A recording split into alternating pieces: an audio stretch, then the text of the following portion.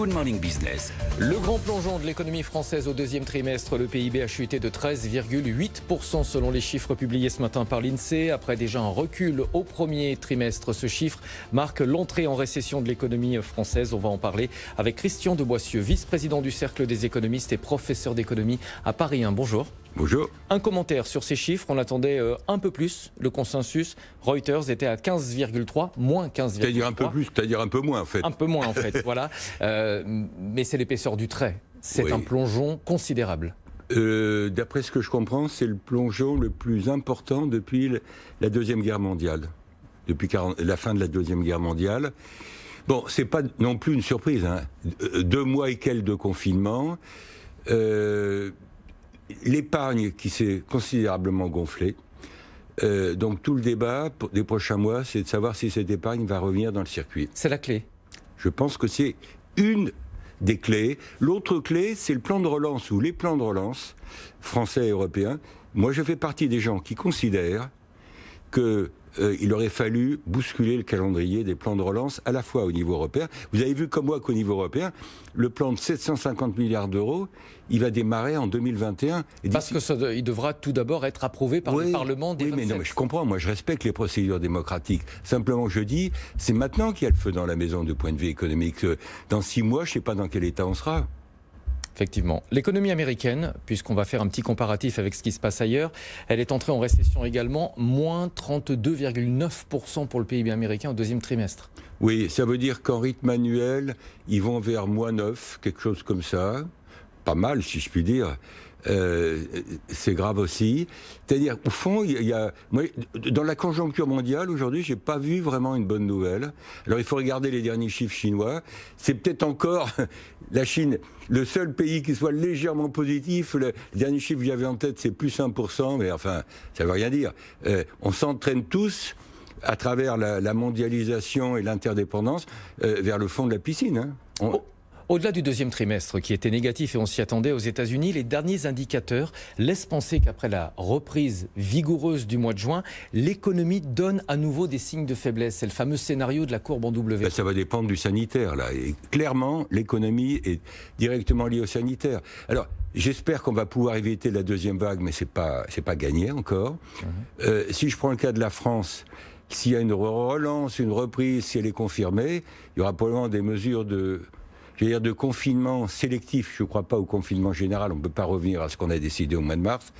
Et dans ce cas-là, ça pèsera sur l'économie. Donc le scénario en W que vous évoquez est pas exclu. Et ça serait le pire du point de vue sanitaire et du point de vue économique. En France, on a commencé déjà d'en parler, mais le plan de relance, l'épargne de précaution ou de l'épargne contrainte pendant le confinement, ce seront les 2 clés de la reprise ?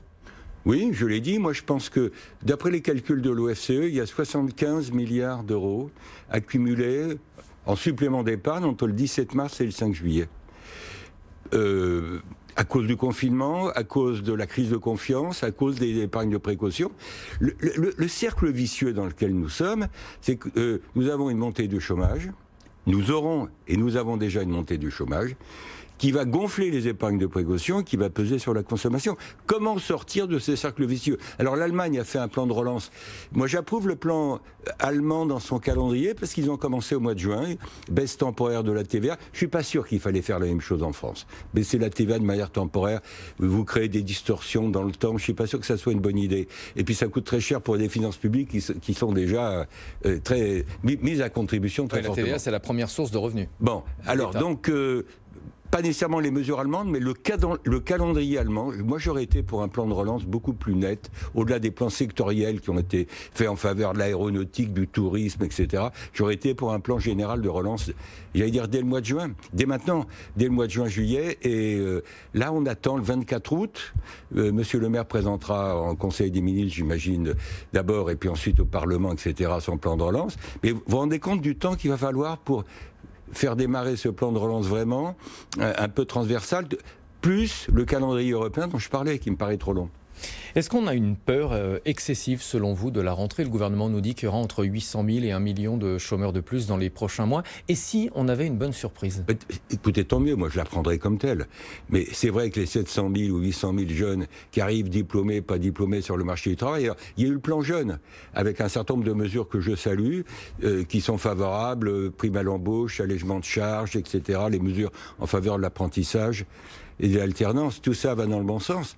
Ceci dit, ça n'a pas réglé tout le problème, et moi je pense... J'allais dire, je ne suis pas original, sur ce terrain-là en tout cas, je pense qu'on est dans un contexte où la rentrée ne va pas être évidente du point de vue social.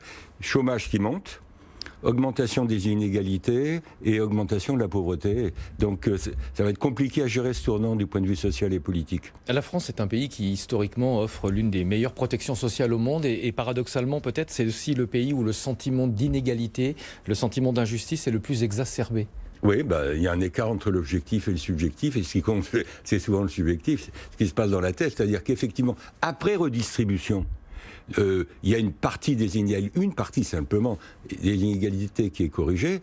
Par rapport à quand on fait des comparaisons internationales, ceci dit, il est clair que la crise accentue les inégalités. Donc un risque social comparable aux Gilets jaunes ? Ça prendra peut-être d'autres formes. Je ne suis pas sûr que l'histoire se répète ici. Et justement, est-ce que ça peut tordre la main au gouvernement pour aller plus vite dans le plan de relance ? Oui, peut-être accélérer. Si vous voulez, on est un peu open bar, c'est-à-dire qu'on met beaucoup d'argent sur la table, la Banque Centrale Européenne, les États, on a l'impression que c'est une sorte de tonneau des Danaïdes sans limite. Bon, s'il le faut, il faudra rajouter quelques milliards, ici ou là, quelques dizaines de milliards, au point où nous en sommes. Puis ensuite, se posera le problème de reprendre la maîtrise de tout ça, disons, pour le long terme. Alors justement, c'est la question de la fin, mais qui va rembourser le coût de cette crise, le coût astronomique? Est-ce qu'on la remboursera un jour, cette dette? Je pense que la BCE va monétiser une grande partie des dettes publiques dans la zone euro. Alors, en expliquant ça, c'est-à-dire qu'on imprime des billets pour... C'est-à-dire qu'il va y avoir une création monétaire encore plus forte que celle qu'on a vue. Ça ne veut pas dire nécessairement à la clé un risque d'inflation, parce que depuis 10 ans, les banques centrales ont tout lâché, l'inflation est trop basse encore dans la zone euro par rapport à l'objectif de la BCE. Donc on est dans un contexte un peu nouveau, avec des procédures d'ajustement un peu nouvelles. Un business model pour la macroéconomie, un business model un peu nouveau. Merci beaucoup Christian de Boissieu, vice-président du Cercle des économistes et professeur d'économie à Paris 1. On rappelle ce chiffre, le recul du PIB en France, moins 13,8% au deuxième trimestre de cette année.